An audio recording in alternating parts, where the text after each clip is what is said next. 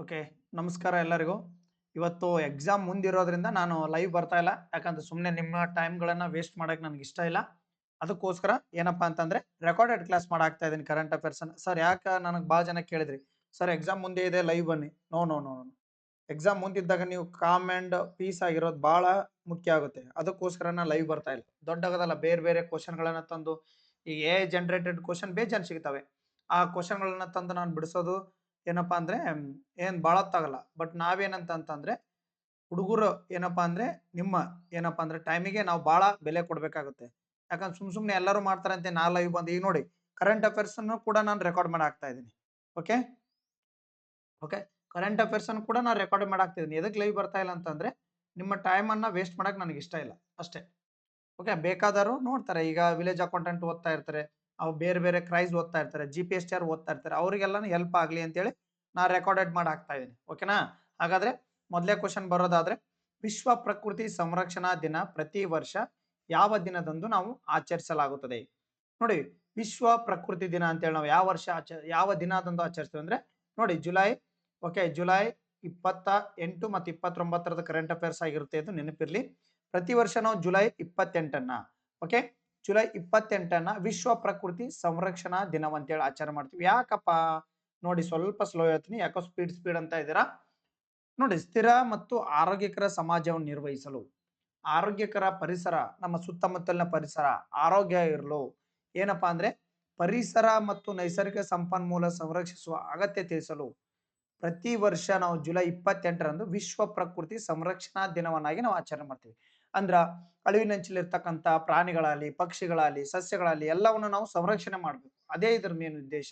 ವಿಶ್ವ ಪ್ರಕೃತಿಯ ಸಂರಕ್ಷಣಾ ದಿನ ಪ್ರಾಥಮಿಕ ಗುರಿ ಒಂದಾಗಿರ್ತಕ್ಕಂಥದ್ದು. ಓಕೆನಾ? ಪ್ರಾಣಿ ಆಗಿರ್ಲಿ, ಸಸ್ಯ ಆಗಿರ್ಲಿ, ಅಳಿವಿನಂಚಿನಲ್ಲಿ ಆಗಿರ್ತಾವ ಅವನ್ನ ಕಾಪಾಡ್ಕೊಳ್ತಕ್ಕಂಥದ್ದು ಮುಂದಿನ ಜನರೇಷನ್ಗೆ ನಾವು ಕೊಡ್ತಕ್ಕಂಥದ್ದು ಮೇನ್ ಇದು. ಓಕೆ.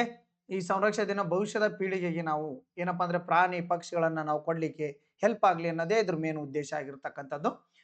ಜನಸಂಖ್ಯೆ ಜಾಗವನ್ನು ನೀಡಲು ಅರಣ್ಯ ಪ್ರದೇಶ ಕಡಿತಗೊಳಿಸುವುದು, ಹವಾಮಾನ ಬದಲಾವಣೆ ಮತ್ತು ಇತರ ಪರಿಸರ ಪರಿಣಾಮಗಳು ಉಂಟು ಮಾಡದೆ ಅಂದ್ರೆ ನೋಡಿ ಜನಸಂಖ್ಯೆ ಜಾಗವನ್ನು ಕ್ಷಿಪ್ರ ಕೈಗಾರಿಕಾ ಕ್ರಾಂತಿ ಆಗಿರ್ಬೋದು, ಅನ್ವೇಷಣೆ ಹೆಸರಲ್ಲಿ ನಾವು ಏನಪ್ಪಾ ಅಂದ್ರೆ ಅರಣ್ಯವನ್ನು ಕಡಿಯೋದ್ರಿಂದ ಆಗಿರ್ಬೋದು, ಅದನ್ನ ನಾವೇನು ತಡೆಗಟ್ಟಿ ಚೆನ್ನಾಗಿ ನಾವು ಸಂರಕ್ಷಣೆ ಮಾಡಬೇಕು. ಓಕೆನಾ? ನಿರಂತರ ಮಾನವನ ಸಂಪನ್ಮೂಲ ಅತಿಯಾಗಿ ಶೋಷಣೆಯ ಅಸಾಮಾನ್ಯ ಹವಾಮಾನ ಓಕೆ ಮಾದರಿ ವನ್ಯ ಜೀವಿಗಳ ಆವಾಸ ಸ್ಥಾನಗಳು ನಾಶ, ಜಾತಿ ಅಳಿವು ಮತ್ತು ಜೀವ ವೈವಿಧ್ಯತೆ ನಷ್ಟ ಕಾರಣವಾಗಿದೆ.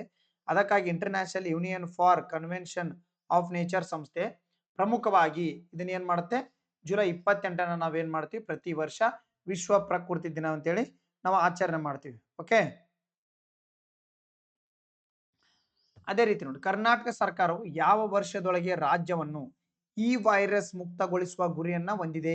ನೋಡಿ, ಈ ವೈರಸ್ ಕ್ವಶನ್ ಕೂಡ ಅರೈಸ್ ಆಗಬಹುದು ನಮ್ಮ ಕರ್ನಾಟಕಕ್ಕೆ ಸಂಬಂಧಪಟ್ಟಿರ್ತಕ್ಕಂತ ಒಂದು ಕರೆಂಟ್ ಅಫೇರ್ಸ್.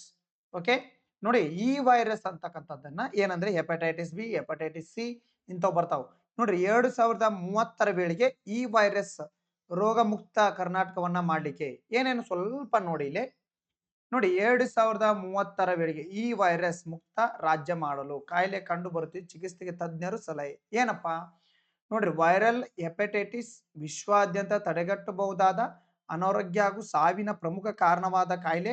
ಇದರ ಬಗ್ಗೆ ಜನರಲ್ಲಿ ಜಾಗೃತಿ ಮೂಡಿಸಲು ಪ್ರತಿ ವರ್ಷ ಜುಲೈ 28ನ ನಾವು ಏನ್ ಮಾಡ್ತೀವಿ, ವಿಶ್ವ ಹೆಪಟೈಟಿಸ್ ದಿನವನ್ನಾಗಿ ಆಚರಣೆ ಮಾಡ್ತೀವಿ. ನೋಡಿ, ನೆನಪಿರ್ಲಿ, ವಿಶ್ವ ಹೆಪಟೈಟಿಸ್ ದಿನ ಜುಲೈ 28. ಈ ವೈರಾಣುಗಳ ಪತ್ತೆ ಮಾಡಿದ ದಿನ ಹಾಗೂ ಅದಕ್ಕೆ ಲಸಿಕೆ ಕಂಡುಹಿಡಿದ ನೊಬೆಲ್ ಪುರಸ್ಕೃತ ಏನು ಪ್ರೊಫೆಸರ್ ಬರ್ಜೂರ್ ಸ್ಯಾಮುಯಲ್ ಏನು ಬ್ಲೂಮರ್ಗ್ ಜನ್ಮದಿನ. ನೋಡ್ರಿ, ಆ ವೈರಸ್ ಅನ್ನ ಪತ್ತೆ ಮಾಡಿರ್ತಕ್ಕಂಥದ್ದು ಜುಲೈ 28. ಓಕೆ. ಅದನ್ನ ಕಂಡುಹಿಡಿದಿರ್ತಕ್ಕಂಥ ಔಷಧಿ ಕಂಡುಹಿಡಿದಿರ್ತಕ್ಕಂಥ ಲಸಿಕೆಯನ್ನು ಕಂಡುಹಿಡಿದಿರ್ತಕ್ಕಂಥ ಅದರ ವಿಜ್ಞಾನಿ ಹುಟ್ಟಿದ ದಿನಾಂಕನೂ ಕೂಡ ಏನಪ್ಪಾ ಅಂದ್ರೆ 28. ಅದಕ್ಕೋಸ್ಕರ ಅವರ ಗೌರವಾರ್ಥವಾಗಿ ಅವ್ರ ನೊಬೆಲ್ ಪ್ರೈಸ್ ಕೂಡ ಸಿಗುತ್ತೆ. ಅವರ ಗೌರವಾರ್ಥವಾಗಿ ಪ್ರತಿ ವರ್ಷ 2010ರಲ್ಲಿ ವಿಶ್ವ ಆರೋಗ್ಯ ಸಂಸ್ಥೆ ವಿಶ್ವ ಹೆಪಟೈಟಿಕ್ ದಿನವನ್ನಾಗಿ ಘೋಷಣೆ ಮಾಡಲು ಆಚರಣೆ ಮಾಡಿದೆ. ನೋಡ್ರಿ, ಹೆಪಟೈಟಿಸ್ ಇದು ವಿಶ್ವದ ಅತ್ಯಂತ ಮಾರಕ ಸಾಂಕ್ರಾಮಿಕ ಕಾಯಿಲೆ. ಇದು ನೆನಪಿರ್ಲಿ, ಒಂದು ಸಾಂಕ್ರಾಮಿಕ ಕಾಯಿಲೆ. ಇದರಿಂದ ಪ್ರತಿ ವರ್ಷ 1.34 ಲಕ್ಷ ಜನರು ಜೀವ ಕಳೆದುಕೊಳ್ತಿದ್ದಾರೆ. ಎಷ್ಟು? 1.4 ಲ್ಯಾಕ್ಸ್ ಮ್ಯಾಕ್ಸಿಮಮ್. ಓಕೆ. ಸುಮಾರು 2 ದಶಲಕ್ಷ ಹೊಸ ಹೆಪಟೈಟ್ ಪ್ರಕರಣಗಳು ವರದಿ ಆಗ್ತಿವೆ. ಪ್ರತಿ ವರ್ಷ 2 ಲಕ್ಷ ಹೊಸ ಹೆಪಟೈಟ್. ಓಕೆ, 287 ದಶಲಕ್ಷಕ್ಕಿಂತ ಹೆಚ್ಚು ಜನರು ಹೆಪಟೈಟಿಸ್ ಬಿ ಮತ್ತು ಸಿ ಯೊಂದಿಗೆ ಬಳಲುತ್ತಿದ್ದಾರೆ. ಆಯ್ತಾತಾ. ನಮ್ದಪ್ಪ ಇದರಲ್ಲಿ ಹೆಚ್ಚಿನವರು ಭಾರತದಲ್ಲಿ ಮಾರಕವಾಗಿ ನಮ್ಮ ಭಾರತದಲ್ಲಿ ಹೆಚ್ಚಿನವರು ಇರ್ತಕ್ಕಂಥದ್ದು. ದೇಶದಲ್ಲಿ ಹೆಪಟೈಟಿಸ್ ವೈರಸ್ ನಿಂದಾಗಿ 3.5 ಕೋಟಿಗೂ ಹೆಚ್ಚು ಜನರು ಯಕೃತ್ ಸಮಸ್ಯೆ ಎದುರಿಸುತ್ತಿದ್ದಾರೆ. ಇದನ್ನ ಕರ್ನಾಟಕ 1% ಹೆಪಟೈಟಿಸ್ ಸೋಂಕಿತರಾಗಿದ್ದಾರೆ. ನೋಡ್ರಿ, ಈಗ 100 ಮಂದಿ ಅದಾರ ಅಂದ್ರೆ ಅದ್ರಾಗ 1% ಕರ್ನಾಟಕದಿಂದ ಆಗಿರ್ತಕ್ಕಂಥದ್ದು.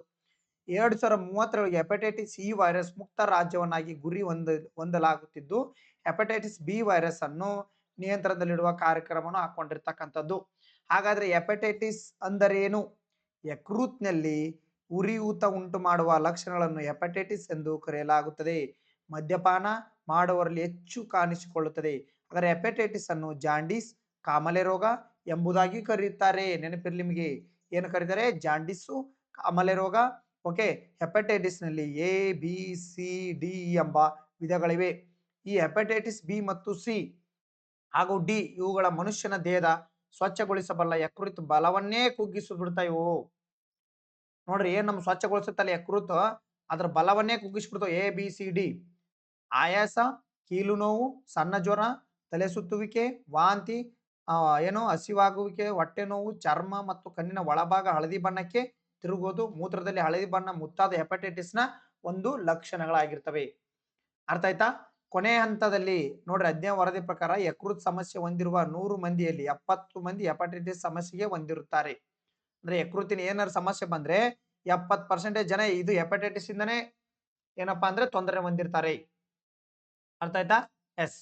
ನೆಕ್ಸ್ಟ್, ಹಾಗಾದ್ರೆ ಇತ್ತೀಚೆಗೆ ಪರೀಕ್ಷಿಸಲ್ಪಟ್ಟ ಭಾರ್ಗವ ಶಾಸ್ತ್ರ, ನೋಡ್ರಿ, ಭಾರ್ಗವ ಶಾಸ್ತ್ರ ಕ್ಷಿಪಣಿ ವ್ಯವಸ್ಥೆಯ ಮುಖ್ಯ ಕಾರ್ಯವೇನು? What is the primary function of the recent tested Bhargava missile system? ಏನಪ್ಪಾ ಇದು? ಒಂದು ಎಂಟಿ ಸಬ್ಮರೀನ್ ಸರ್ವೆಲೆನ್ಸ್, ಅಥವಾ anti drone swarm system, cyber attack defence, anti satellite weapon? ಯಾವ್ದಪ್ಪ ಇದು? Anti drone swarm system.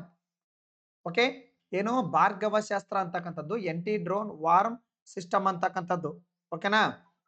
ನೋಡಿ, ಪ್ರಾಥಮಿಕ ನೋಡ್ರಿ, ಎಂಟಿ ಡ್ರೋನ್ ಸಮೂಹ ನಾಶಕ ಭಾರ್ಗ ಎಲ್ಲಿಯಪ್ಪ? ಇದ್ರದ್ದು ಯಾವುದೇ ದಿಕ್ಕಿನ 360 ದಾಳಿ ನಡೆಸಬಲ್ಲ ಅಂತಕ್ಕಂಥ ಡ್ರೋನ್ ಅನ್ನ. ಈಗ ಅಂದ್ರೆ 10 ಕಿಲೋಮೀಟರ್ ಡ್ರೋನ್ ನೋಡಿ, ಇದ್ರದ್ದು ದೊಡ್ಡ ಡ್ರೋನ್ ಆದ್ರೆ 10 ಕಿಲೋಮೀಟರ್ ಇಂದ ದೂರದಿಂದನೇ ಹೊಡೆದಾಕುತ್ತೆ. ಸಣ್ಣ ಡ್ರೋನ್ಗಳಾದ್ರೆ 6 ಕಿಲೋಮೀಟರ್ ಸನಿಯಕ್ ಬರ್ಬೇಕು. ಇದ್ರ ಸನಿಯಕ ದಾಳಿ ವಿಧ ಹಾರ್ಡ್ ಕಿಲ್. ಓಕೆ, ಕಿಲ್ ಮಾಡ್ತಕ್ಕಂಥದ್ದನ್ನ ಡ್ರೋನ್.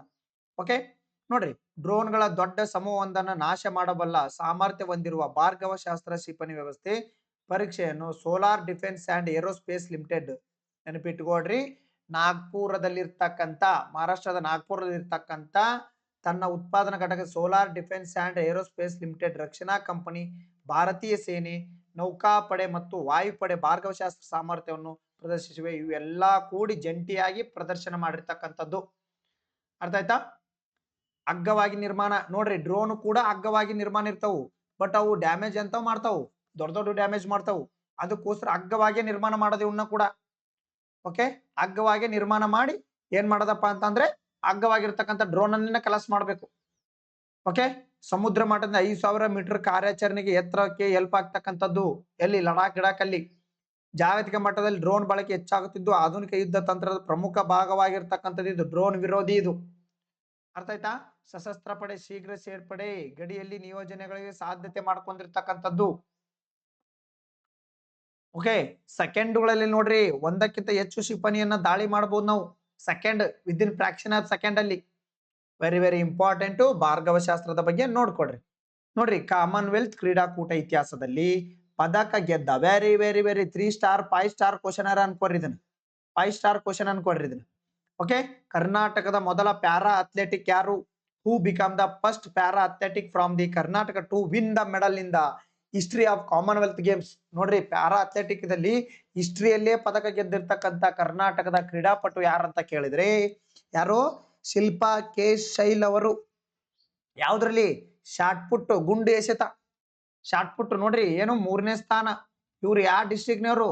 ಕಂಚು ಬಂದಿರ್ತಕ್ಕಂಥದ್ದು ಇವ್ರಿಗೆ, ಕಂಚು. ಇವರು ಯಾವ ಕರ್ನಾಟಕದ ಯಾವ ಜಿಲ್ಲೆಯವರು? ಕರ್ನಾಟಕದ ಮೈಸೂರು ಜಿಲ್ಲೆಯವರು. ಕರ್ನಾಟಕದ ಮೈಸೂರು ಜಿಲ್ಲೆಯವರು ಇವರು.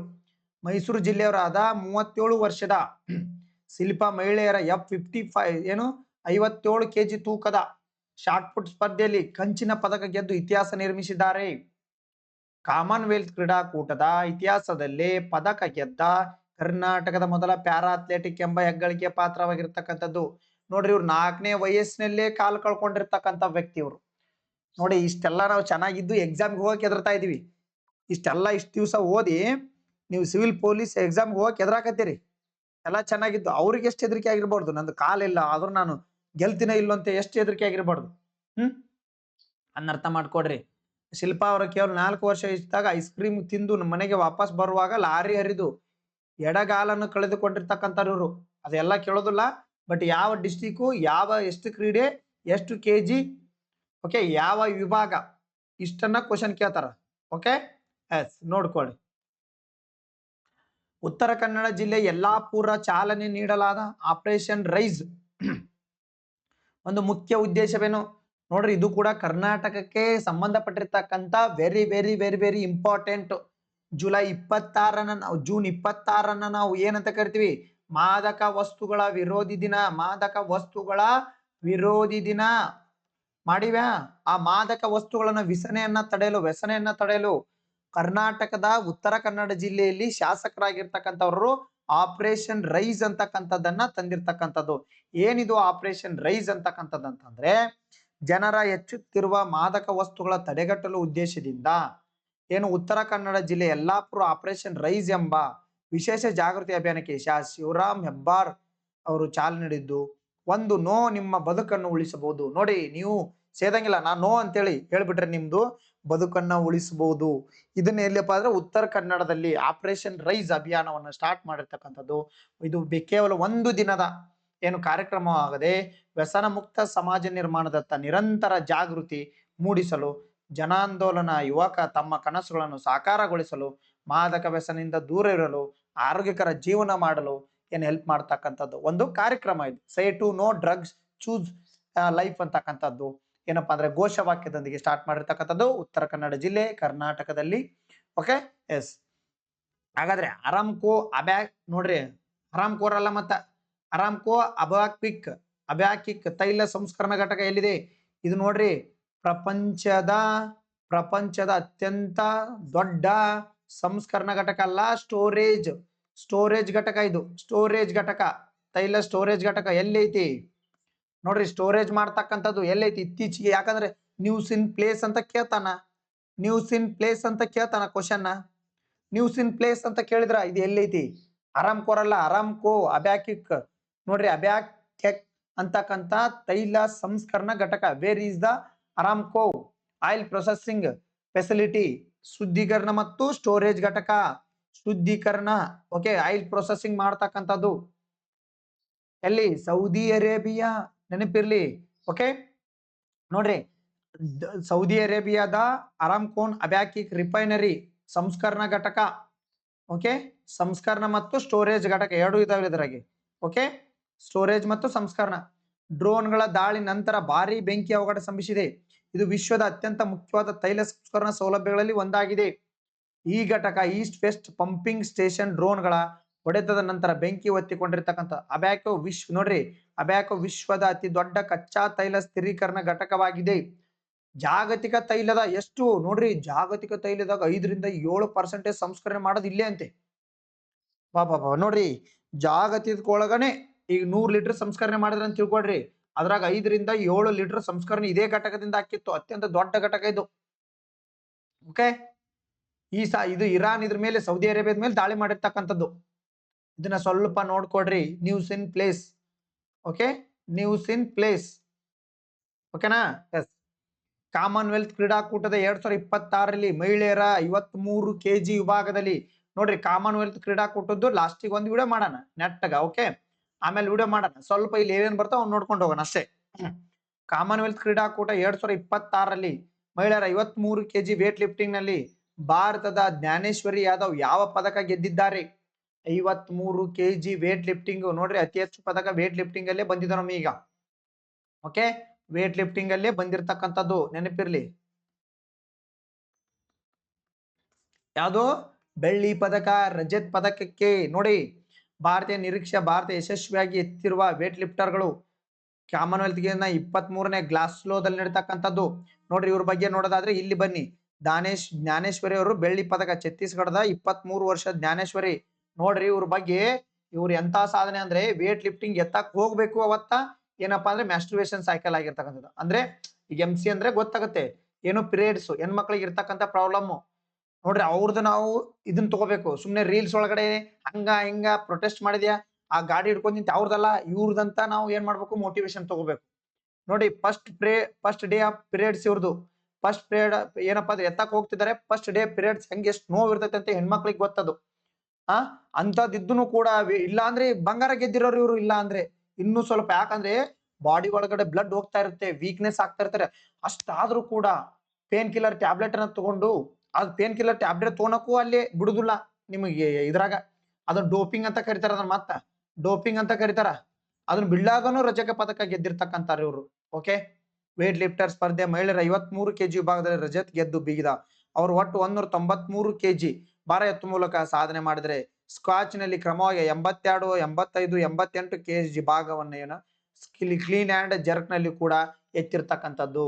ಓಕೆ, ಇನ್ನೊಬ್ರು ನೋಡ್ರಿ, ತಮಿಳುನಾಡಿನ ರಾಜ್ ಮುತ್ತಂಪಾಡಿ ಪುರುಷ 65 kg ವಿಭಾಗದಲ್ಲಿ ರಜತ್ ಪದಕ. ಇಬ್ರು ಕೂಡ ರಾಜ್ ಮುತ್ಪಾಡಿ ಕೂಡ, ಇವರು ಕೂಡ ಏನಪ್ಪಾ ಅಂದ್ರೆ 65 kg ವಿಭಾಗದಲ್ಲಿ, ತಮಿಳುನಾಡಿನವರು 60 kg ವಿಭಾಗದಲ್ಲಿ ಇವರು ಕೂಡ ಬೆಳ್ಳಿಯನ್ನ ಗೆದ್ದಿರ್ತಕ್ಕಂಥದ್ದು. ಇದು ಕೂಡ ನೆನಪಿರ್ಲಿ. ಅರ್ಥ ಆಯ್ತಾ? ಇದಕ್ಕೂ ಮುನ್ನ ಪುರುಷರ 60 kg ವಿಭಾಗದಲ್ಲಿ ಮಣಿಪುರದ ರಿಶಾಂಕ್ ಸಿಂಗ್. ಇಲ್ಲಿ ಹೇಳ್ತೀನಿ ನಿಮ್ಗೆ, 48 kg ವಿಭಾಗದಲ್ಲಿ ಮೀರಾಬಾಯಿ ಜಾನು. ಅವರೆಲ್ಲ ಹೇಳಿದಿನಲ್ಲ ನಿಂದಿಲ್ ಕರೆಂಟ್ ಅಫೇರ್ಸ್, ಅವ್ರು ಕೂಡ ನೋಡ್ಕೊಡ್ರಿ.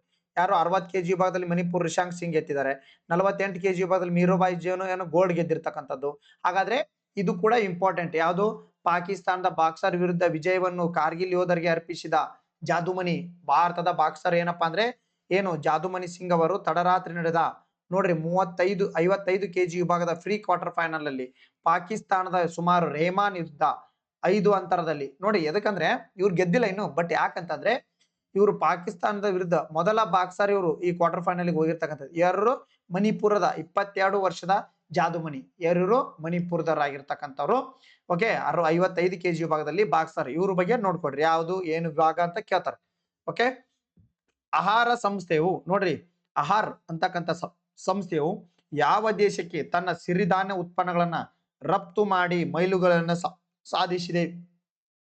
ಯಾವ ದೇಶಕ್ಕೆ ಆಹಾರ ಅಂತಕ್ಕಂಥ ಸಂಸ್ಥೆ ಯಾವ ರಾಷ್ಟ್ರಕ್ಕೆ ತನ್ನ ಸಿರಿಧಾನ್ಯಗಳನ್ನ ರಫ್ತು ಮಾಡಲಿಕ್ಕೆ ಏನಪ್ಪಾ ಅಂದ್ರೆ ಇತಿಹಾಸವನ್ನ ನಿರ್ಮಿಸಿರ್ತಕ್ಕಂಥದ್ದು ಅಂತಂದ್ರೆ, ಈ ಸಿರಿಧಾನ್ಯಗಳನ್ನ ನ್ಯೂಜಿಲ್ಯಾಂಡ್ಗೆ ರಫ್ತು ಮಾಡ್ತಾ ಇದೆ ಈ ಆಹಾರ ಅಂತಕ್ಕಂಥ ಸಂಸ್ಥೆ.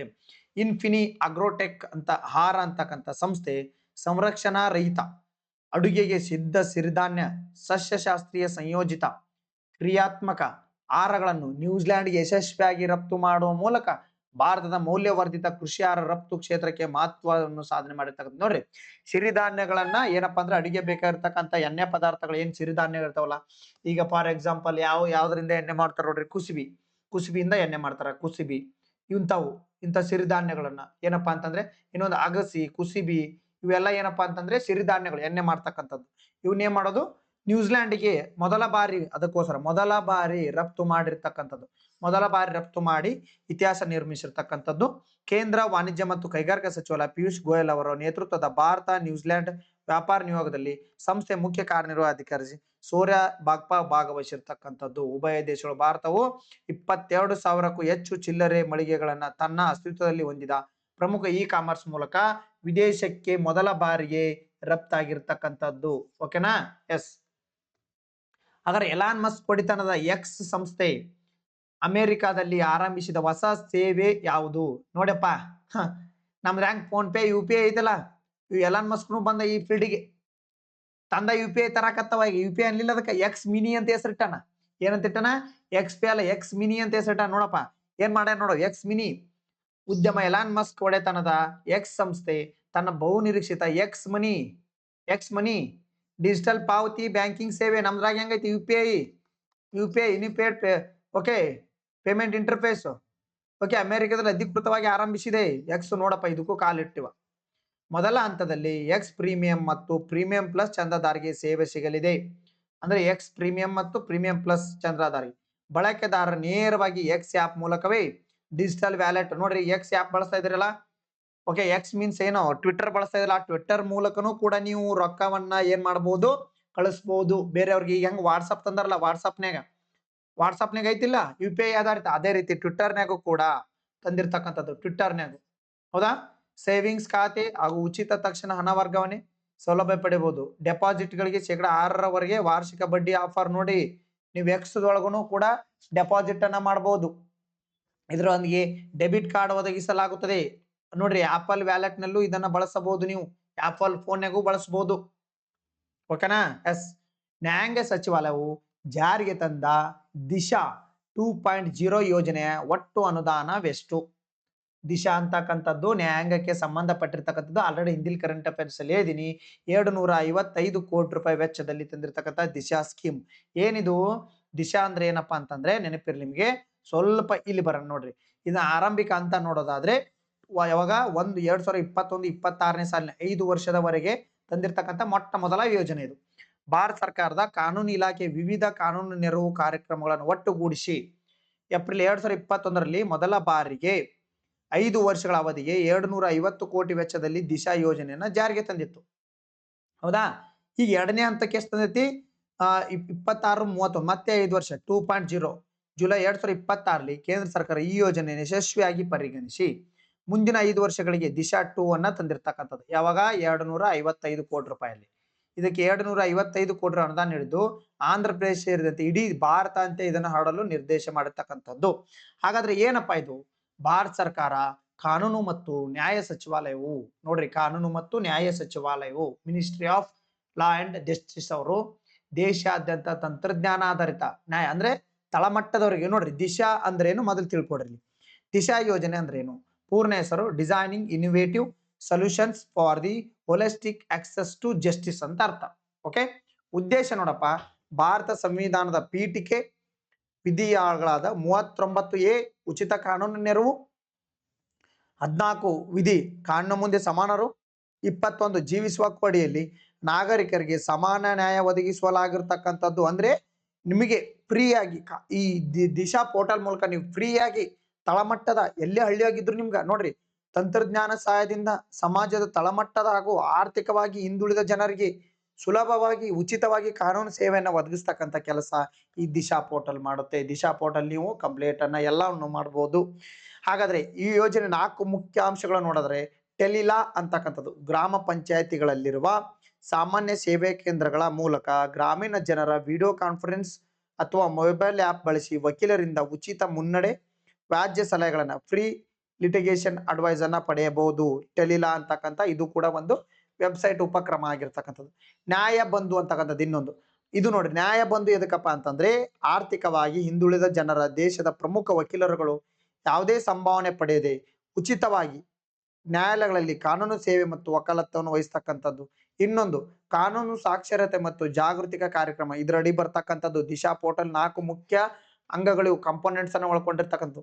ಸಾರ್ವಜನಿಕರಲ್ಲಿ ಮತ್ತು ತಳಮಟ್ಟದ ಕಾರ್ಯಕರ್ತರಲ್ಲಿ ಕಾನೂನಿನ ಬಗ್ಗೆ ಅರಿವು ಮೂಡಿಸುವುದೇ ಈ ಕಾನೂನು ಸುರಕ್ಷತೆ ಮತ್ತು ಜಾಗೃತಿ ಕಾರ್ಯಕ್ರಮ. ಹಾಗಾದ್ರೆ ವಿಧಿ ಸಂಜೀವಿನಿ ಅಂತ ಬರ್ತಾ. ವಿಧಿ ಸಂಜೀವಿನಿ ಇದು ದಿಶಾ 2.0ರಲ್ಲಿ ಪರಿಚಯಿಸಲಾದ ಒಂದು ಹೊಸ ತಂತ್ರಜ್ಞಾನ. ಓಕೆ, ಇದು ಏನ್ ಮಾಡ್ತಾ? ಇಡೀ ಯೋಜನೆ ಮೇಲ್ವಿಚಾರಣೆ ಕೇಂದ್ರೀಕೃತ ಡ್ಯಾಶ್ ಬೋರ್ಡ್ ಮೂಲಕ ಡಿಜಿಟಲ್ ರೂಪದಲ್ಲಿ ನಿರ್ವಹಣೆ ಮಾಡಿ. ನಿಮ್ದು ಎಲ್ಲಿ ಏನೈತಿ ಈ ದಿಶಾ ಪೋರ್ಟಲ್ ನಿಮ್ದು ಏನ್ ಮಾಹಿತಿ, ಎಷ್ಟನೇ ಸ್ಟೇಜಿಗೆ ಐತಿ, ಏನಿಲ್ಲ ಎಲ್ಲ ಮಾಹಿತಿಯನ್ನ ಕೊಡ್ತಕ್ಕಂಥದ್ದು ವಿಧಿ ಸಂಜೀವಿನಿ ಅಂತಕ್ಕಂಥದ್ದು. ಓಕೆನಾ? ಎಸ್. ಹಾಗಾದ್ರೆ ಗ್ರಹಗಳ ಉಂಗುರಗಳನ್ನು ಮಾದರಿ ಸಂಗ್ರಹಿಸಲು ನಾಸಾ ರೂಪಿಸಿದ ಆಧಾರಿತ ಮಿಷನ್ ಯಾವುದು? ನೋಡಪ್ಪ, ಗ್ರಹಗಳ ಯಾವುದು? ಶನಿ ಗ್ರಹ ನೋಡಪ್ಪ. ಹೌದಾ? Driver NASA mission aim to sample particularly from planetary ring system. ಈ ಉಂಗುರಗಳನ್ನ ಮಾದರಿಗಳನ್ನ ಸಂಗ್ರಹಿಸಿ ನೋಡ್ರಿ. ಇದ್ರ ಮಾದರಿ ಈ ಗ್ರಹದ ಮಾದರಿ ಅಲ್ಲ, ಈ ಉಂಗುರ ಮಾದರಿಯನ್ನ ಇದನ್ನ ಮಾಡ್ಲಿಕ್ಕೆ ಕೊಟ್ಟಿದ್ದಾರೆ. Okay, the Hindu news paper ಬಂದಿರತಕ್ಕಂಥದ್ದು ಇದು ನೋಡ್ರಿ. ಪ್ರಾಕ್ಸಿಸ್ ಅಂತಕ್ಕಂಥದ್ದು ಆಪ್ಷನ್ ಯಾವುದು? ಪ್ರಾಕ್ಸಿಸ್. ನೋಡಪ್ಪ, ಇದ್ರ ಬಗ್ಗೆ ಹೇಳ್ಬಿಡ್ತೀನಿ. ಪ್ರಾಕ್ಸಿಸ್ ಮಿಷನ್ ಅಂದ್ರೆ ಪೂರ್ಣ ಹೆಸರು planetary ring autonomous exploration with in situ sampling ಅಂತಕ್ಕಂಥದ್ದು. ಗ್ರಹಗಳ ಉಂಗುರಗಳ ಸ್ವಾಯತ್ತ ಪರಿಶೋಧನೆ ಮತ್ತು ಸ್ಥಳದಲ್ಲೇ ಮಾದರಿಯನ್ನ ಸಂಗ್ರಹಿಸ್ತಕ್ಕಂಥದ್ದು ಇದ್ರದ್ದು. ಇದ್ರ ಮುಖ್ಯ ಉದ್ದೇಶ ಏನಾಗಾದ್ರೆ ನೋಡ್ರಿ, ಶನಿ ಗ್ರಹ ಐತಲ್ಲ, ಉಂಗುರ ಬರ್ತಾವಲ್ಲ, ಯುರೇನಸ್ ಮತ್ತು ನೆಪ್ಚೂನ್ ಗ್ರಹಗಳ ಸುತ್ತಲಿರುವ ವಿಚಿತ್ರ ಉಂಗುರಗಳನ್ನ ಅತ್ಯಂತ ಹತ್ತಿರದಿಂದ ಅಧ್ಯಯನ ಮಾಡುವುದು ಮತ್ತು ಇತಿಹಾಸದಲ್ಲೇ ಮೊದಲ ಬಾರಿಗೆ ಅಲ್ಲಿನ ಧೂಳು ಹಾಗೂ ಮಂಜುಗಡ್ಡೆ ಕಣಗಳನ್ನು ನೇರವಾಗಿ ಮುಟ್ಟಿ ಮಾದರಿ ಸಂಗ್ರಹಿಸುವ ಇದರ ಗುರಿಯಾಗಿರ್ತಕ್ಕಂಥದ್ದು. ನೋಡ್ರಿ, ಆ ರಿಂಗ್ಗಳನ್ನ ತಂದು ಅದರ ಮಾದರಿಯನ್ನು ಸಂಗ್ರಹಿಸಿ ಅಧ್ಯಯನ ಮಾಡ್ತಕ್ಕಂಥ ಇದು ಕೃತಕ ಬುದ್ಧಿಮತ್ತೆ ಮತ್ತು ಜೈವಿಕ ಪ್ರೇರಿತ ರೊಬೊಟಿಕ್ ತಂತ್ರಜ್ಞಾನದಿಂದ ಚಲಿಸುತ್ತದೆ. ಗ್ರಹಗಳ ಉಂಗುರ ಒಳಗೆ ನುಗ್ಗುವುದು ನೌಕೆಯ ಅಪಾಯಕಾರಿಯಾಗಿದ್ದರಿಂದ ಈ ನೌಕೆ ಉಂಗುರಗಳ ಮೇಲ್ಮೈಯನ್ನು ಮಾತ್ರ ಸ್ಪರ್ಶಿಸಿ ರೊಬೊಟಿಕ್ ಹ್ಯಾಂಡ್ ಮೂಲಕ ಮಿಲಿಮೀಟರ್ನಿಂದ ಸೆಂಟಿಮೀಟರ್ ಗಾತ್ರದ ಕಣಗಳನ್ನು ಸಂಗ್ರಹಿಸಿ ಅಲ್ಲೇ ಪರೀಕ್ಷಿಸುತ್ತದೆ. ಹಾಗಾದ್ರೆ ಈ ಏನು ಇದರ ಇತಿಹಾಸ ನೋಡೋದಾದ್ರೆ ಯಾವುದು ಈ ಗ್ರಹಗಳದ್ದು ಫಸ್ಟ್ ಏನ್ ಮಾಡಿದ್ರು ನೋಡ್ರಿ. ಇತಿಹಾಸದಲ್ಲಿ ಮೊದಲ ಬಾರಿಗೆ ಖಗೋಳಶಾಸ್ತ್ರ ಗ್ಯಾಲಿಲಿಯೋ ಅವರು ತಮ್ಮ ದೂರದರ್ಶಕ ಮೂಲಕ ಶನಿ ಗ್ರಹದ ಉಂಗುರಗಳನ್ನು ವೀಕ್ಷಿಸಿದರು. ಬಟ್ ಅದನ್ನ ಆಗಿನ ಕಾಲ ತಂತ್ರಜ್ಞಾನ ಕೊರತೆಯಿಂದ ಏನ್ ಮಾಡಿದ್ರು, ಅದರ ಎರಡು ಬದಿಯ ಕಿವಿ ಅಂತೇಳಿ ಹೆಸರಿಟ್ರು. ಬಟ್ ನೆಕ್ಸ್ಟ್ ಬರ್ತಾನ ವಿಜೆನ್ಸ್ ಪತ್ತೆ ಮಾಡ್ತಾನ. ವಿಜೆನ್ಸ್ 1955ರಲ್ಲಿ ವಿಜೆನ್ಸ್ ಎಂಬ ವಿಜ್ಞಾನಿ ಇವು ಗ್ರಹದ ತಾಗದಂತೆ ಸುತ್ತುವರಿದ ಪ್ರತ್ಯೇಕ ಉಂಗುರಗಳೆಂದು ಸ್ಪಷ್ಟಪಡಿಸ್ತಾನೆ. ನೆಕ್ಸ್ಟ್ ಬರ್ತಾನೆ ಕ್ಯಾಸ್ಲಿನ್ ಮಿಷನ್ ಬರ್ತಾನೆ 1997ರಿಂದ 2017. ನಾಸಾದ ಅತ್ಯಂತ ಯಶಸ್ವಿ ಕ್ಯಾಸಿನ್ ಬಾಹ್ಯಾಕಾಶ ವಿಜ್ಞಾನ ಎಲ್ಲ ಮಿಷನ್, ಇದು ತಪ್ಪು, ಕ್ಯಾಸಿನ್ ಮಿಷನ್ ಮಾಡ್ತಾರೆ ಒಂದು ನಾಸಾದ. ಓಕೆ, ಬಾಹ್ಯಾಕಾಶ ನೌಕೆ ಶನಿ ಗ್ರಹದ ಕಕ್ಷೆಯನ್ನು ಸೇರಿ ಉಂಗುರಗಳ ಅದ್ಭುತ ಚಿತ್ರಗಳನ್ನು ಮತ್ತು ದತ್ತಾಂಶಗಳನ್ನು ಕಳಿಸಲು ಕೊಟ್ಟಿರ್ತೀವಿ. ಆದರೆ ಕ್ಯಾಸಿನ್ ನೌಕೆ ಈ ಉಂಗುರಗಳ ಕಣಗಳನ್ನ ನೇರವಾಗಿ ಸಂಗ್ರಹಿಸಲು ಪರೀಕ್ಷಿಸಲು ಸಾಮರ್ಥ್ಯ ಇರಲಿಲ್ಲ. ಈಗ ಅದನ್ನ ಮಾಡ್ಲಿಕ್ಕೆ 2026ರಲ್ಲಿ ಏನಪ್ಪಾ ಅಂದ್ರೆ ಇನ್ನೋವೇಟಿವ್ ಅಡ್ವಾನ್ಸ್ ಕಾನ್ಸೆಪ್ಟ್ ಪ್ರೋಗ್ರಾಮ್ ಅಡಿಯಲ್ಲಿ ಪ್ರಾಕ್ಸಿಸ್ ಅಂತಕ್ಕಂಥದ್ದು ಏನ್ ಮಾಡ್ತಿದ್ದಾರೆ, ಸ್ಯಾಟಲೈಟ್ ಅನ್ನ ಆಧಾರಿತ ಏನು ಕಳಿಸ್ತಾ ಇದ್ದಾರೆ, ಉಂಗುರಗಳನ್ನ ಸ್ಯಾಂಪಲ್ ಅನ್ನ ತಗೊಂಡು ಅಲ್ಲೇ ಅಧ್ಯಯನ ಮಾಡ್ಲಿಕ್ಕೆ. ಅರ್ಥ ಆಯ್ತಾ? ಎಸ್. ಹಾಗಾದ್ರೆ ವೆರಿ ವೆರಿ ವೆರಿ ಇಂಪಾರ್ಟೆಂಟ್, ಅಂತಾರಾಷ್ಟ್ರೀಯ ಹುಲಿ ದಿನದ ಪ್ರತಿ ವರ್ಷ ಯಾವ ದಿನದಂದು ನಾವು ಆಚರಣೆ ಮಾಡ್ತೀವಿ? ಅಂತಾರಾಷ್ಟ್ರೀಯ ಹುಲಿ ದಿನವನ್ನ ಜುಲೈ 29 ಪ್ರತಿ ವರ್ಷ ಗ್ಲೋಬಲ್ ಟೈಗರ್ ಡೇ ಅನ್ನ ಆಚರಣೆ ಮಾಡ್ತೀವಿ.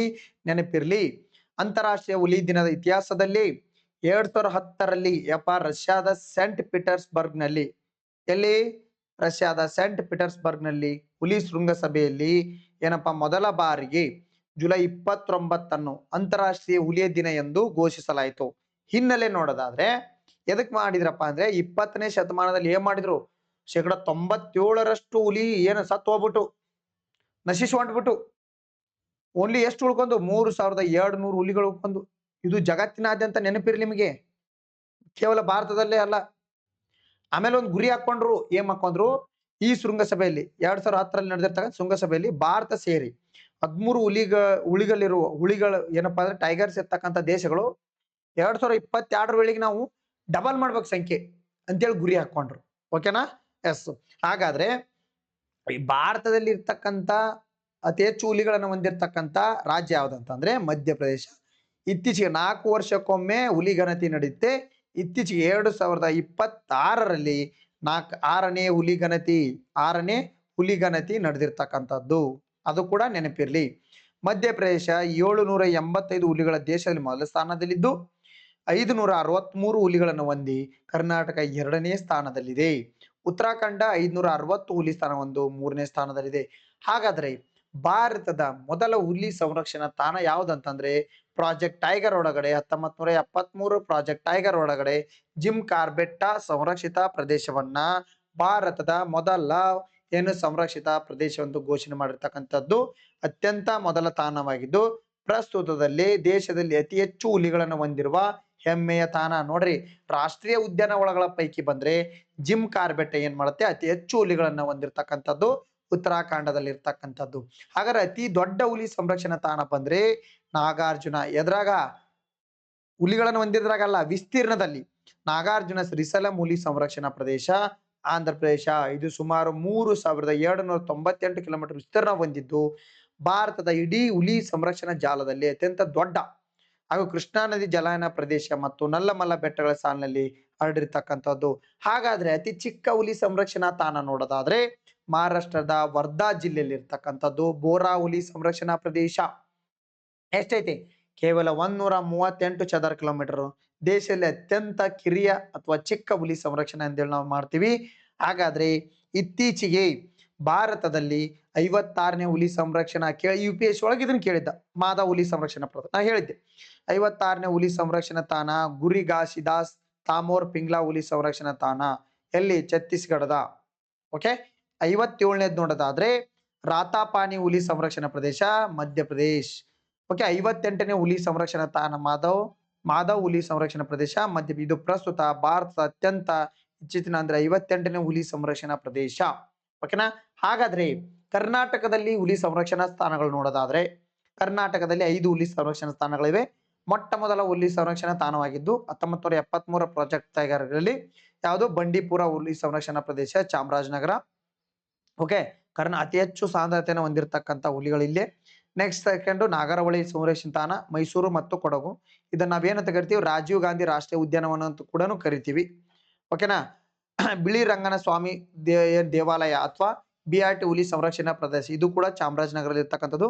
ಇದನ್ನು 2011ರಲ್ಲಿ ಹುಲಿ ಸಂರಕ್ಷಣಾ ಪ್ರದೇಶ ಎಂದು ಘೋಷಿಸಲಾಯಿತು. ನೆಕ್ಸ್ಟ್ ಬರ್ತಕ್ಕಂಥದ್ದು ಭದ್ರಾ ಹುಲಿ ಸಂರಕ್ಷಣಾ ಪ್ರದೇಶ ಚಿಕ್ಕಮಗಳೂರು. ಪಶ್ಚಿಮ ಘಟ್ಟದ ಮಡಿಲಲ್ಲಿರುವ ಈ ಪ್ರದೇಶವು ಹುಲಿಗಳ ಜೊತೆ ಜೈವ ವೈವಿಧ್ಯತೆ ಪಕ್ಷಿ ಸಂಕುಲಕ್ಕೆ ಹೆಸರಾಗಿರ್ತಕ್ಕಂಥದ್ದು. ನೆಕ್ಸ್ಟ್ ಬರ್ತಕ್ಕಂಥದ್ದು ಕಾಳಿ ಹುಲಿ ಸಂರಕ್ಷಣಾ ಪ್ರದೇಶ ಉತ್ತರ ಕನ್ನಡ. ಇದನ್ನು ಮೊದಲು ಅಗ್ನಾಶಿ ದಾಂಡೇಲಿ ಹುಲಿ ಸಂರಕ್ಷಣೆ ಮಾಡ್ತಿದ್ರು. ಆಮೇಲೆ ಇದನ್ನ ಅಪರೂಪದ ಕಪ್ಪು ಚಿರತೆಗಳು ಕಂಡು ಬರ್ತಕ್ಕಂಥದ್ದು ಕಾಳಿ ಎಲ್ಲಿ ನಮ್ಮ ದಾಂಡೇಲಿ, ಎಲ್ಲಿ ಧಾರವಾಡದಾಗ ಯಾರು ಇರ್ತಾರೆ, ದಾಂಡೇಲಿ ಗೊತ್ತೈತಿ, ಉತ್ತರ ಕನ್ನಡ ಅಂತೇಳಿ. ಓಕೆನಾ. ಎಸ್. ಹಾಗಾದ್ರೆ ಭಾರತದಲ್ಲಿ ಚಿನ್ನ ನದಿ ಎಂದು ಕರೆಯಲ್ಪಡುವ ನದಿ ಯಾವುದು? ಜಸ್ಟ್ ನೀವು ಇದನ್ನ ಅಷ್ಟೇ ತಿಳ್ಕೊಡ್ರಿ, ಸುಮ್ಮನೆ ನ್ಯೂಸ್ ಪೇಪರ್ ಅಲ್ಲಿ ಬಂದಿತ್ತಂತ ಹಾಕಿದೀನಿ. ಏನಪ್ಪಾ ಅಂತಂದ್ರೆ ಭಾರತದಲ್ಲಿ ಚಿನ್ನದ ನದಿ ಎಂದು ಕರೆಯಲ್ಪಡುವ ನದಿ ಯಾವುದು ಅಂತ ಕೇಳಿದ್ರೆ ಸುಬಾನಸಿರಿ. ಓಕೆ, ಯಾವುದು? ಬ್ರಹ್ಮಪುತ್ರ ಉಪನದಿ ಆಗಿರ್ತಕ್ಕಂಥದ್ದು. ನೋಡ್ರಿ, ಭಾರತದಲ್ಲಿ ಚಿನ್ನದ ನದಿ ಎಂದು ಪ್ರಸಿದ್ಧವಾಗಿ ಇರುವ ನದಿ ಒಂದು, ಅದು ಸುಬಾನ್ಸಿರಿ ಎಂದು ನದಿ ಟಿಬೇಟ್ ಹಿಮಾಲಯದ ಪ್ರಾಂತ್ಯದಲ್ಲಿ ಹುಟ್ಟಿ ಅರುಣಾಚಲ ಪ್ರದೇಶದ ಮೂಲಕ ಹರಿದು ಕೊನೆಯಲ್ಲಿ ಅಸ್ಸಾಂನಲ್ಲಿ ಬ್ರಹ್ಮಪುತ್ರ ನದಿಯನ್ನ ಸೇರ್ತಕ್ಕಂಥದ್ದು. 440 ಕಿಲೋಮೀಟರ್ ಉದ್ದ ಹೊಂದಿದ್ದು ಬ್ರಹ್ಮಪುತ್ರದ ಅತಿ ದೊಡ್ಡ ಉಪನದಿ ಅಂದ್ರೆ ಸುಬಾನ್ ಎಂದರೆ ಚಿನ್ನ. ಸ್ಥಳೀಯ ಜನಪದ ಕಥೆಯ ಪ್ರಕಾರ ಈ ನದಿಯನ್ನ ಮರಳಿನಲ್ಲಿ ಹಿಂದೆ ಚಿನ್ನದ ಕಣಗಳು ಸಿಗುತ್ತಿದ್ದವೆಂದು ನದಿ ತೀರದಲ್ಲಿ ವಾಸಿಸುವ ಜನರು ಹೇಳ್ತಾರೆ. ಓಕೆ, ಸುಬಾನ್ಸಿರಿ ಅಂದ್ರೆ ಚಿನ್ನದ ನದಿ ಅಂತೇಳಿ. ಓಕೆನಾ.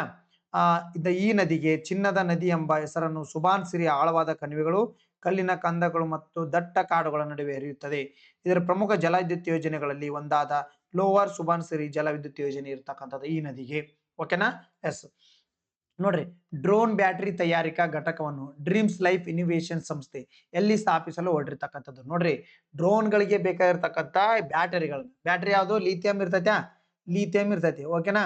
ಇಲ್ಲಿ ಬ್ಯಾಟರಿಗಳನ್ನ ತಯಾರು ಮಾಡ್ಲಿಕ್ಕೆ ಒಂದು ತಯಾರಿಕಾ ಘಟಕವನ್ನು ಸ್ಥಾಪನೆ ಮಾಡ್ಲಿಕ್ಕೆ ಹೊರಟಿರ್ತಕ್ಕಂಥದ್ದು ಡ್ರೀಮ್ ಲೈಫ್ ಇನೋವೇಷನ್ ಸಂಸ್ಥೆ. ಎಲ್ಲಿಯಪ್ಪ ಅಂತಂದ್ರೆ ಬೆಂಗಳೂರಿನಲ್ಲಿ. ಓಕೆನಾ. ಎಸ್. ನೋಡ್ರಿ, ಮುಂದಿನ ಪೀಳಿಗೆಗೆ ಡ್ರೋನ್ ಬ್ಯಾಟರಿ ತಂತ್ರಜ್ಞಾನ ಕ್ಷೇತ್ರದಲ್ಲಿ ಮುಂಚಿನಲ್ಲಿರುವ ಭಾರತೀಯ ಡೀಪ್ ಟೆಕ್ ಸಂಸ್ಥೆ ಡ್ರೀಮ್ ಲೈಫ್ ಇನೋವೇಷನ್ ದೇಶದ ಡ್ರೋನ್ ಕ್ಷೇತ್ರಕ್ಕೆ ಹೊಸ ಶಕ್ತಿ ತುಂಬುವ ಮುಂದಾಗಿದ್ದು, ಸಂಸ್ಥೆ ಉತ್ತರ ಬೆಂಗಳೂರಿನ 40,000 ಚದರ ಅಡಿಯಲ್ಲಿ ಬೃಹತ್ ವಿಮಾನಯಾನ ಬ್ಯಾಟರಿ ತಯಾರಿಕೆಯನ್ನ ಮಾಡ್ಲಿಕ್ಕೆ ಹೊರಟಿರ್ತಕ್ಕಂಥದ್ದು. ಓಕೆ, ಈ ಘಟಕವು ವಾರ್ಷಿಕವಾಗಿ 100 ಹೆಚ್ಚು ಉತ್ಪಾದನೆ ಹೊಂದಿರಲಿದ್ದು ಹಂತವಾಗಿ 200 AWHP ವರೆಗೆ ವಿಸ್ತರಿಸಿದ್ದು ದೇಶದಲ್ಲಿ ದೊಡ್ಡ ಬ್ಯಾಟರಿ ತಯಾರಿಕಾ ಪ್ಲಾಂಟ್ಗಳಲ್ಲಿ ಒಂದಾಗಿದೆ. ಹೌದಾ. ಎಸ್. ಜನರಿಕ್ ಔಷಧಿ. ನೋಡ್ರಿ, ಇದು ಜನರಿಕ್ ಔಷಧಿ ಮೆಡಿಸಿನ್ ಉತ್ಪಾದನೆಯಲ್ಲಿ ರಫ್ತಿನಲ್ಲಿ ಪ್ರಪಂಚದಲ್ಲೇ ಪ್ರಥಮ ಸ್ಥಾನದಲ್ಲಿರುವ ದೇಶ ಅದು. ನೋಡಪ್ಪ, ಜನರಿಕ್ ಔಷಧಿ ಅಂತಂದ್ರೆ ಏನು? ಈಗ ಕಾಮನ್ ಆಗಿ ಸಿಗ್ತಕ್ಕಂಥ ಔಷಧಿಗಳಿಕಿನ ಏನಪ್ಪಾ ಅಂದ್ರೆ ಇಲ್ಲಿ ಡಿಸ್ಕೌಂಟ್ 50ರಿಂದ 90% ಡಿಸ್ಕೌಂಟ್ ಇರ್ತೈತಿ. ಇಲ್ಲಿ ಇವಾಗ ನಾವೇನೋ ಜನರಿಕ್ ಮೆಡಿಕಲ್ ಅಂತ ಕರಿತೀವಿ. ಇದರಲ್ಲಿ ಉತ್ಪಾದನೆಯಲ್ಲಿ ಭಾರತ ಮೊದಲ. ಈಗ ಜನರಿಕ್ ಮೆಡಿಕಲ್ ಗೊತ್ತ ನಿಮ್ಗೆ, ಇತ್ತೀಚೆಗೆ ಪ್ರಾರಂಭ ಆಗಿರ್ತಕ್ಕಂಥದ್ದು. ನೋಡಿ, ಭಾರತ ವಿಶ್ವ ಔಷಧಾಲಯ ಎಂದು ಭಾರತವನ್ನು ಕರೆಯಲಾಗುತ್ತದೆ. ಜನರಿಕ್ ಔಷಧಿಯ ಉತ್ಪಾದನೆ ಮತ್ತು ರಫ್ತಿನಲ್ಲಿ ಭಾರತ ಅಗ್ರಸ್ಥಾನದಲ್ಲಿದೆ. ದುಬಾರಿ ಔಷಧಿಗಳಂತೆ ಪದಾರ್ಥಗಳು ಶಕ್ತಿ ಡೋಸೆಸ್ ಮತ್ತು ಜನರಿಕ್ ಔಷಧಿ ಹೊಂದಿರುತ್ತವೆ, ಆದರೆ ಅವುಗಳ ರಾಸಾಯನಿಕ ಹೆಸರಿನಲ್ಲಿ ಮಾರಾಟ ಮಾಡಲಾಗುತ್ತದೆ. ಈ ಔಷಧ ತಯಾರಕರು ದುಬಾರಿ ಸಂಶೋಧನೆ ಮತ್ತು ಮಾರ್ಕೆಟಿಂಗ್ ಅನ್ನು ಅನುಸರಿಸದೆ ಇರುವುದರಿಂದ ಜನರಿಕ್ ಸಾಮಾನ್ಯವಾಗಿ ನೋಡ್ರಿ 52 ಏನಪ್ಪಾ ಅಂದ್ರೆ 90% ಡಿಸ್ಕೌಂಟ್ನೇ ಸಿಗ್ತಾವು, ಕಡಿಮೆ ವೆಚ್ಚದಲ್ಲಿ ಮಾರಾಟ. ಅದೇ ರೀತಿಯ ವೈದ್ಯಕೀಯ ಉಪಯುಕ್ತತೆ ಒದಗಿಸುತ್ತದೆ. ಆದರೆ ಜನರಿಕ್ ಔಷಧಿ ಬಗ್ಗೆ ಇನ್ನೂ ಬಹುತೇಕ ಸರಿಯಾಗಿ ಮಾಹಿತಿ ಇಲ್ಲ. ವೈದ್ಯರು ಈ ಬಗ್ಗೆ ಮಾಹಿತಿ ಜಾಗೃತಿ ಉತ್ಸುಕರಾಗಿಲ್ಲ. ಯಾಕಂದ್ರೆ ಅವರಿಗೆ ವೈದ್ಯರಿಗೆ ಕೊಟ್ರೆ ಅವ್ರ ಮೆಡಿಕಲ್ ನಡೆಯಂಗಿಲ್ಲ. ಜನರಿಕ್ ಔಷಧಿಗೆ ಅದು ಚೆನ್ನಾಗಿಲ್ಲ ಅಂದ್ಬಿಡ್ತಾರ, ಜನರಿಕ್ ಹೈ ಡೋಸ್ ಬರಂಗಿಲ್ಲ ಅಂದ್ಬಿಡ್ತಾರ. ನೀವು ಜನರಿಕ್ ಔಷಧಿ ಒಳಗನೆ ಮಾಡ್ಬೇಕು, ಯಾಕಂದ್ರೆ ಫುಲ್ ಡಿಸ್ಕೌಂಟ್ ಅಲ್ಲಿ ಇರ್ತಕ್ಕಂಥದ್ದಲ್ಲಿ. ಅರ್ಥ ಆಯ್ತಾ. ಎಸ್. ಹಾಗಾದ್ರೆ ಬರ್ರಿ, ಭಾರತದ ಮೊದಲ, ನೋಡಿ ನೆನ್ಪಿಟ್ಕೊಡ್ರಿ, ಭಾರತದ ಮೊದಲ ನೇರ ವಾಣಿಜ್ಯ ಕಂಟೈನರ್ ಸರಕು ರೈಲು ಕೋಲ್ಕತ್ತಾ ಬಂದರಿಂದ ನೇಪಾಳದ ಯಾವ ಸ್ಥಳಕ್ಕೆ ಯಶಸ್ವಿಯಾಗಿ ತಲುಪಿದೆ? ನೋಡ್ರಿ, PIB ಕ್ವಶನ್ ಇದು. ನೇರ ವಾಣಿಜ್ಯ ಕಂಟೈನರ್ ಇದು ಮನುಷ್ಯರದಲ್ಲ, ಮನುಷ್ಯರ ಪ್ಯಾಸೆಂಜರ್ ಕಂಟೈನರ್ ವಾಣಿಜ್ಯ ಕಂಟೈನರ್ ಕೋಲ್ಕತ್ತಾ ಬಂದರಿಂದ ನೇಪಾಳ ಯಾವ ಸ್ಥಳಕ್ಕೆ ನೋಡ್ರಿ ಸೀದಾ ಯಾವ ಸ್ಥಳಕ್ಕೆ ರೈಲ್ ಅನ್ನು ಇದರಿಂದ ನೋಡಿ ನಮ್ಗೆ ಎಷ್ಟು ಲಾಭ.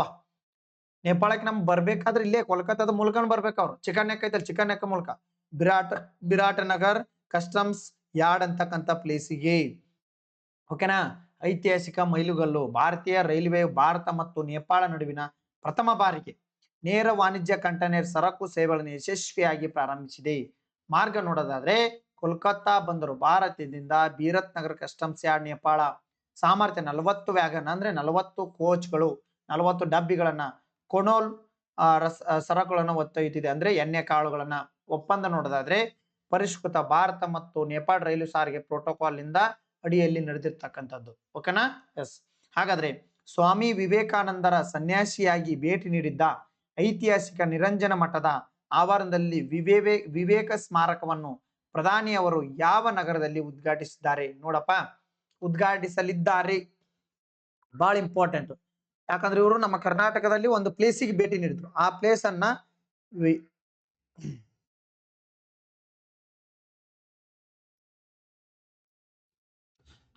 PM inaugurate the Vivek Smarak in Mysuru.